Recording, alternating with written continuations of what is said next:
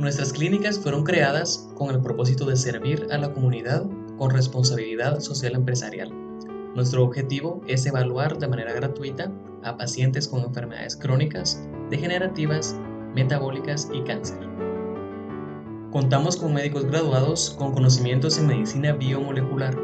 Luego de la evaluación y el examen físico, se realiza una ficha médica que servirá de evidencia para el seguimiento clínico y evaluación de resultados a lo largo de la terapia biomolecular. Los horarios de atención son de lunes a viernes de 8 de la mañana a 5 de la tarde y sábados de 8 de la mañana a 1 de la tarde. El número de personas que consulta es cada vez mayor, gracias a los buenos resultados de nuestros pacientes. ¿Cómo se ha sentido, Yolandita? ¿Qué se siente haber salido de todo este proceso, de ser ahora no una sobreviviente, sino una persona sana? Gracias a Dios me siento muy bien, doctor, y tomando todavía medicina, ¿verdad? Limtox y Tumerin. Gracias a Dios vine en el transcurso de 4 meses que llevaba tomando Conex. Cuando saqué mis resultados, la tomografía en mayo del año pasado, gracias a Dios ya no tenía nada. Yolandita, usted obviamente ahora ha estado contribuyendo a hablar con más gente de este proceso. Que le den gracias a Dios por el nuevo día que están viviendo y que siempre digan yo no estoy enfermo y que tengan el positivismo siempre, ¿verdad? Que van a salir adelante.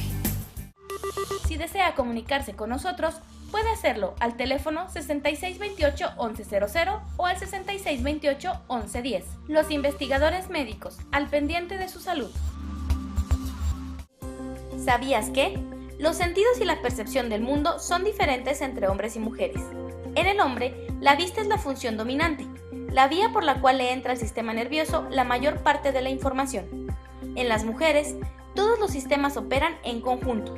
Tienen muy desarrollados los sentidos del oído, el olfato y el tacto. Pero sumado a esto está la visión. Hacen que la mujer sea multirreceptora.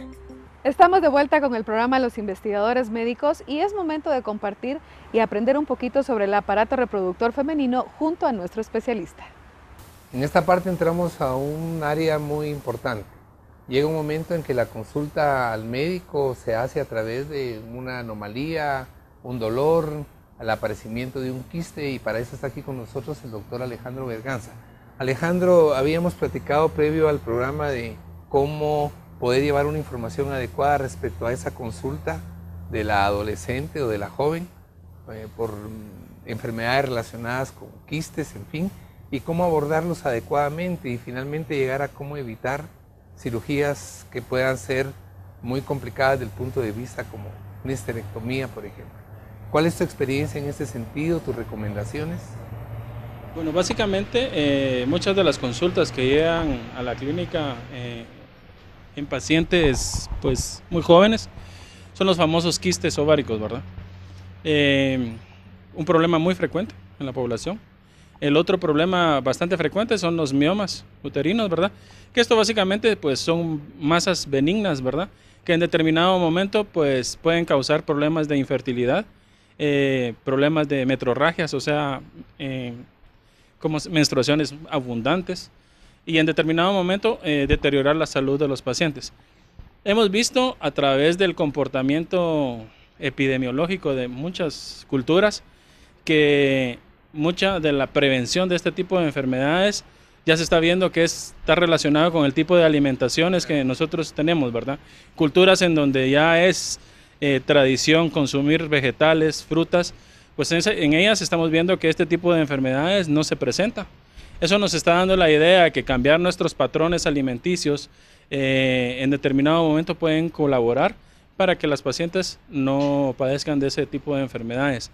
Otro de los aspectos que nuestros pacientes deben de tener mucho cuidado, sobre todo en las mujercitas, es el aumento de peso, ¿verdad? Porque desgraciadamente el acúmulo de grasa en las mujeres crea un ambiente hiperestrogénico, ¿verdad? Y básicamente la miomatosis uterina se alimenta de esto, ¿verdad? Los estrógenos hacen que estos crezcan desmedidamente y en determinado momento pues la sintomatología del paciente va a ser tan incómoda que uno como ginecólogo en determinado momento decide hacer una intervención quirúrgica. que va a depender de los intereses de nuestro paciente. Si es una paciente que en determinado momento pues ya ha tenido hijos, ya no quiere tener hijos, uno se inclina por hacer una histerectomía, o sea, quitar todo el útero, ¿verdad? Ahora el problema está en las pacientes que quieren mantener la fertilidad, porque la mayoría de procesos invasivos en determinado momento pueden afectar con esto, ¿verdad? El tipo de cicatrización, la localización de la masa en determinado momento puede afectar con la fertilidad del paciente. Entonces, lo ideal es evitar. Claro, ahí la importancia centrada en el aspecto preventivo, ¿verdad? De cómo mantenerse uno bien, incluso algún suplemento como hemos visto en medicina biomolecular que da resultado porque la incidencia de problemas uterinos disminuye. Ahora, Alejandro, ¿qué pasa con toda esa población expuesta a cirugías tempranas, que es la parte donde luego quiero yo que Diego nos amplíe? ¿Qué pasa con ese tipo de pacientes que muy tempranamente tienen cirugía probablemente innecesaria? ¿Cuál es tu experiencia en ese sentido? ¿Operaciones muy tempranas en niñas por quistes de ovario y luego hasta quitar el ovario, o mujeres en etapa todavía fértil que están histerectomizadas? Bueno, lamentablemente pues hay de todo en el ámbito médico, ¿verdad? Pero sí hay ciertas características que uno como ginecólogo debe de tomar en cuenta para en determinado momento hacer un procedimiento quirúrgico. Todo aquel quiste ovárico que en determinado momento supere los 7 centímetros, uno está obligado a estudiarlo porque ya orienta más a algún problema cancerígeno. Y en determinado momento sí tiene que ser extraído quirúrgicamente, ¿verdad? Claro, hay indicaciones bien precisas entonces en cuanto a esto. El grupo de las pacientes que sufren histerectomía y que tienen este problema, pasando ahora con Diego, obviamente les da problemas, ¿verdad, Diego? Cuando ellas, incluso algunas, quieren de nuevo retomar el proceso de fertilidad o tienen nuevas nupcias por alguna razón y se encuentran con que esta condición está limitada. ¿Cuál es tu experiencia en ese aspecto? ¿Qué nos amplías tú al respecto? Claro, un cambio tan drástico como una histerectomía muchas veces conlleva cambios emocionales, se vive un proceso de duelo. Claro que eso tiene que ver mucho con la edad de la paciente, ¿verdad? Es decir, si la paciente pues ya tendrá 45 años para arriba, la posibilidad de una maternidad probablemente ya ni siquiera era una cuestión. Pero en personas jóvenes puede ser algo muy difícil, ¿verdad? de aceptar. Claro, con la nueva tecnología que hay ahora y las nuevas tendencias, digamos, ya casi que no se habla de una imposibilidad para la maternidad, todo esto de los vientres en alquiler y eso, ¿verdad? Pero eso ya es otro tema. Entonces, en esta parte importante vemos que primero sí es de alguna manera posible prevenir, y luego, como platicábamos en los segmentos anteriores, una consulta a tiempo adecuada. Hay indicaciones muy precisas de cirugía, pero no todos los pacientes tienen que pasar por cirugía. Efectivamente. La idea en nosotros ahora, entonces, en esta parte, es de verdad estimularlos a que el cuidado debe ser desde los primeros etapas de vida. Normas adecuadas de conducta, higiene, alimentación, uso de antioxidantes. Está comprobado que vitamina C, vitamina E tienen incidencia muy alta en prevención. ¿Qué más hay en esta etapa, Alejandro, relacionado con preservación en el caso de la mujer? En esta etapa ya madura, arriba de los 20, 25 años, la cuestión de los partos, el problema de la evitación de enfermedades de transmisión. ¿Qué más hay en relación con esto?